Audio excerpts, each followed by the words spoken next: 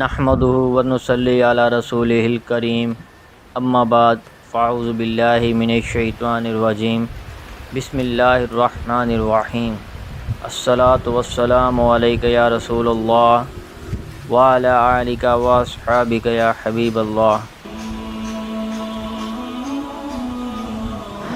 اسود بن یزید ناخی سے روایت ہے کہ میں نے اور علقامہ بن قیس ناخی نے عبداللہ بن مسعود رضی اللہ عنہ کے پاس آنے کی اجازت مانگی اور ہم دیر تک آپ کے دروازے پر بیٹھے تھے تو لونڈی نکلی اور اس نے جا کر عبداللہ بن مسعود رضی اللہ عنہ سے ہمارے لیے اجازت مانگی۔ آپ نے ہم کو اجازت دی اور ہم اندر گئے۔ پھر ابن مسعود میرے اور علقامہ کے درمیان میں کھڑے ہوئے اور نماز پڑھائی۔ پھر کہا، میں نے رسول اللہ صلی اللہ علیہ وسلم کو اسی طرح کرتے دیکھا ہے۔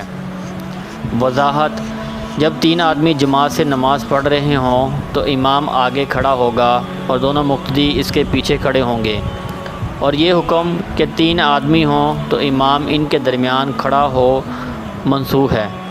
ابن سیری رحمۃ اللہ علیہ فرماتے ہیں کہ ابن مسعود رضی اللہ عنہ جگہ کی تنگی کی وجہ سے آگے بڑھنے کے بجائے درمیان میں کھڑے ہوئے تھے۔